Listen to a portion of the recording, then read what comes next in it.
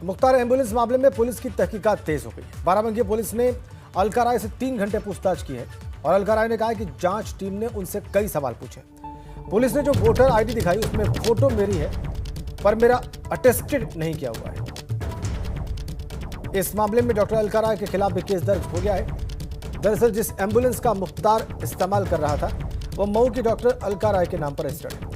मामला सुर्खियों में आने के बाद पुलिस प्रशासन ने जांच शुरू की, जिसमें जिस पते पर एम्बुलेंस का पंजीकरण था वो सब फर्जी निकला है। अब मामले की हकीकत जानने के लिए एक टीम मऊ में है, जबकि एक टीम पंजाब में मामले की जांच कर रही है।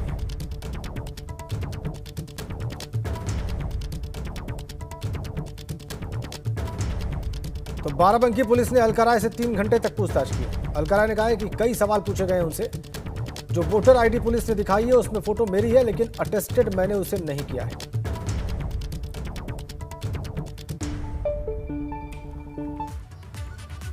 उधर बागपत के बड़ौद कोतवाली इलाके में प्रधान पद के प्रत्याशी को गोली मारकर अज्ञात बदमाश मौके से फरार हो गए। मौके पर पहुंचे ग्रामीणों ने घायल प्रत्याशी को अस्पताल में भर्ती कराया। भाई है हमारे, जहां से डॉक्टर्स ने उन्हें मेरठ रेफर किया है। सूचना मिलने पर पुलिस के आला अधिकारी मौके पर पहुंचे। इनका कहना है कि मामले की गंभीरता से जांच की जाएगी।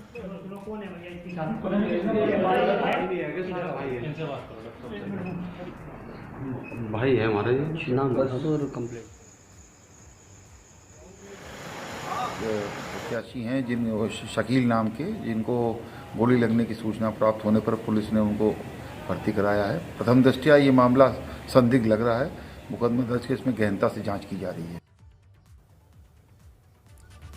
ग्रेटर नोएडा में घर के बाहर से संदिग्ध परिस्थितियों में 3 साल का मासूम लापता हुआ था। उसका शव बुलंदशहर नहर में मिला है। परिजनों ने इस मामले में अपहरण के बाद हत्या की आशंका जताई। दादरी पुलिस ने लापता बच्चे को खोजने के लिए 8 टीमें बनाई थी, लेकिन अब नहर से मासूम का शव मिलने से मासूम के घर में कोहराम मच गया।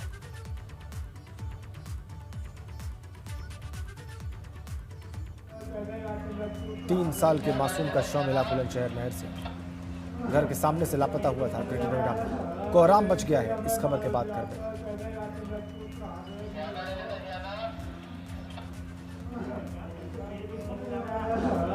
बुलंदशहर नहर में शव मिला इस 3 साल के मासूम।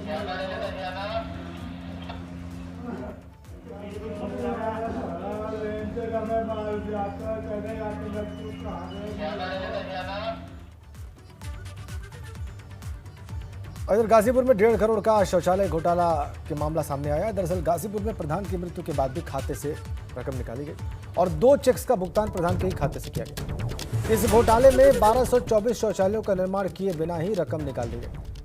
आपको बताएं कि स्वच्छ भारत मिशन में प्रदेश का सबसे बड़ा घोटाला है। मोहम्मदाबाद तहसील के शेरपुरा गांव में प्रशासन की ओर से 2225 शौचालयों के निर्माण के लिए बजट भेजा गया था, लेकिन इस गांव में प्रधान और सेक्रेटरी की मिलीभगत से 1224 शौचालयों का निर्माण कराए बगैर ही 1 करोड़ 46 लाख की निकासी कर ली। और इतना ही नहीं, 24 जुलाई 2019 को ग्राम प्रधान की मौत होने के बाद भी 2 चेक्स का भुगतान कर दिया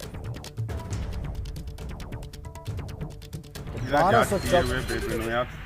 आरोप लगाया जा रहा है चूँकि ग्राम पंचायत शेरपुर में 2015-16 से शौचालयों का निर्माण चल रहा है। इन 5 साल के निर्माण के 5 साल के बाद गलत तरीके से न जांच किया गया, न जांच टीम गई और पता न किस आधार पर मुझे बलि का बकरा बनाने के लिए ये जांच रिपोर्ट गलत तरीके से तैयार की गई है। सभी शौचालय निर्मित हैं। अधिकांश लाभार्थियों के खातों में 6-6 हज़ार की 2 किस्तों में शौचालय निर्माण की धनराशि भेजी गई है। सभी शौचालयों का तत्समय 0 टैग भी हुआ था। और अब खबर कन्नौज से, जहां पर कोरोना के बढ़ते मामलों के बावजूद लोग संक्रमण को लेकर सावधानी नहीं बरत रहे। भीड़भाड़ वाली जगहों पर लोग बिना मास्क के कोविड प्रोटोकॉल की धज्जियां उड़ा रहे हैं। काफ़ी बड़े स्तर से लोग यहाँ पर आए हुए हैं और किस तरह से घोर लापरवाही बरती जा रही है। इस भीड़ को देखकर आप अंदाज़ा लगा सकते हैं कि यहाँ पर कोई भी मास्क नहीं पहने हुए हैं यहाँ पर, और सोशल डिस्टेंसिंग नाम की कोई चीज़ यहाँ नज़र नहीं आ रही है। मंडी समिति के अधिकारी भी लगातार यहाँ पर राउंड करते रहते हैं, लेकिन वो भी इतने लापरवाह हो गए हैं कि किसी प्रकार यहाँ पर लोगों को जागरूक नहीं कर रहे हैं कि कोरोना की दूसरी लहर चल रही है, मरीजों की संख्या बढ़ रही है। आप लोग मास्क पहने, सोशल डिस्टेंसिंग अपनाएं, कोविड नियमों का पालन करें। लेकिन यहाँ पर किसी तरह का कोई भी नियम पालन होता हुआ नज़र नहीं आ रहा है। लोग एक दूसरे के ऊपर चढ़े हुए हैं यहाँ पर बिना मास्क पहन के यहाँ पर। अब ऐसे में बड़ा सवाल ये उठता है कि लगातार प्रदेश के मुख्यमंत्री योगी आदित्यनाथ कोरोना के बढ़ते खतरे को लेकर सचेत कर रहे हैं और अधिकारियों को लगातार निर्देश दे रहे हैं कि वो कोविड नियमों को पालन कराएं, लेकिन ज़मीन पर यह निर्देश दिखाई नहीं दे रहा है। अंदाज़ा आप लगा सकते हैं भीड़ को देखकर यहाँ पर किस तरह से यहाँ पर कोरोना को दावत दी जा रही है। अब आने वाले समय में यह देखने वाली बात होगी ये इस मंडी में आने वाले लोगों को कोविड नियमों का पालन कराया जाएगा या इसी तरह से कोरोना की रफ्तार बढ़ने को मौका दिया जाएगा। नित्य मिश्रा, एबीपी गंगा, कन्नौज। अगली बड़ी खबर अमरोहा से। हजारों किसान बाइक से गाजीपुर बॉर्डर रवाना हो गए। राकेश टिकैत पर हमले के बाद गाजीपुर लौट रहे हैं किसान। गजरौला चोपला चौकी पर इकट्ठा हुए हैं किसान। अमरोहा के नेशनल हाईवे 9 पर कई किलोमीटर लंबा जाम लग गया है। कई किलोमीटर लंबा जाम लग गया है।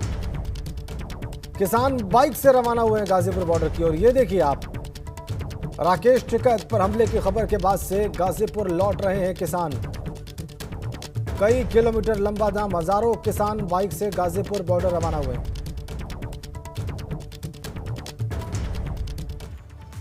अगली बड़ी खबर अयोध्या से है। नागा साधु की ईंट से कुचलकर हत्या कर दी गई है। चरण पादुका मंदिर में ये हत्या हुई और उसके बाद हड़कंप मचा हुआ है। हनुमानगढ़ी के नागा साधु थे महंत कन्हैया दास। गौशाला में सोते वक्त हत्या की आशंका जताई जा रही। नागा साधु की आपसी रंजिश में हत्या की आशंका है। सुबह हत्या का मामला प्रकाश में आया। इनके साथी गणों द्वारा जो चीज़ बताई गई उसमें यह बताया गया कि इनकी हत्या इन्हीं के गुरु से जुड़े हुए दूसरे शिष्य जिनका नाम शशिकांत दास और गोलू दास है, उनके द्वारा ईंट से मार के हत्या की गई है। प्राप्त सूचना पे तत्काल इसमें अभियोग पंजीकृत कर लिया गया है। साथ ही साथ जो आरोपी हैं उनको हिरासत में लेकर पूछताछ की जा रही है। घटना के पीछे की मोटिव के बारे में जो बात बताई जा रही है वो गुरु की संपत्ति के विवाद को लेकर ये घटना कारित की गई बताई जा रही है। ऋषि गुप्ता हमारे संवाददाता अयोध्या से हमारे साथ जुड़ गए। ऋषि, ये सनसनीखेज घटना है, क्या जानकारी आपको और मिल पाई है? जी, आपको बता दें कि जो हत्या हुई है संत की, इसमें आपसी रंजिश का मामला है सामने पूरा प्रकाश में आया। जिसने हत्या की उसको पुलिस ने अरेस्ट करके उससे पूछताछ की जा रही है। मामला इस तरह से उसके गुरु भाई ने हत्या की है। पुरानी रंजिश चल रही थी संत की और संत ने ही इसकी हत्या की है, जो कि मामला ये पुरानी रंजिश का था और जमीनी विवाद का भी कारण बताया जा रहा है। इसको जिसने हत्या की है उससे पूछताछ पुलिस कर रही है। ठीक है, बहुत धन्यवाद आपका ऋषि। आपसी रंजिश का मामला है, आरोपी से पूछताछ कर रही है पुलिस। अगली बड़ी खबर बलरामपुर से है। डीसीएम सड़क के किनारे पलट गई। डीसीएम सवार 26 लोग इसमें घायल हुए, 3 की हालत गंभीर है। बस्ती से बहराइच जा रहे थे डीसीएम सवार।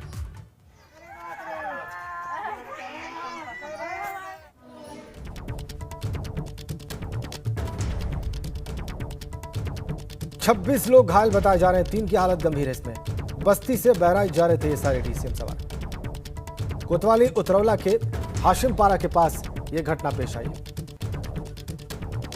डीसीएम सड़क के किनारे पलटी है बलरामपुर में। 26 लोग घायल, 3 की हालत गंभीर।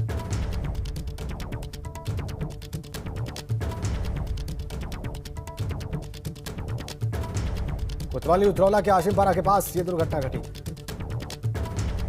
सड़क के किनारे पलट गई डीसीएम बलरामपुर में। आगे बढ़ते हैं बड़ी खबर के साथ जो इस वक्त पंचायत चुनाव से जुड़ी हमारे पास है। कानून व्यवस्था के पुख्ता इंतजाम। जी हां, संवेदनशील इलाकों में तैनात केंद्रीय अर्धसैनिक बल रहेंगे वहां पर और भारत सरकार ने अर्धसैनिक बल की 10 कंपनियां दी हैं। संवेदनशील इलाकों को चिन्हित करके कड़ी सुरक्षा व्यवस्था जो है वो अपनाई जाएगी। सोनभद्र, चंदौली और मिर्जापुर जैसे नक्सल प्रभावित इलाकों में केंद्रीय अर्धसैनिक बलों की तैनाती होगी। संवेदनशील क्षेत्रों को चिन्हित करके वहां के लिए विशेष सुरक्षा इंतजाम कराने के निर्देश दिए गए। कई राज्यों में विधानसभा चुनाव के चलते केंद्रीय बल की उपलब्धता में कमी है, लेकिन फिर भी 10 कंपनियां अर्धसैनिक बलों की तैनात रही।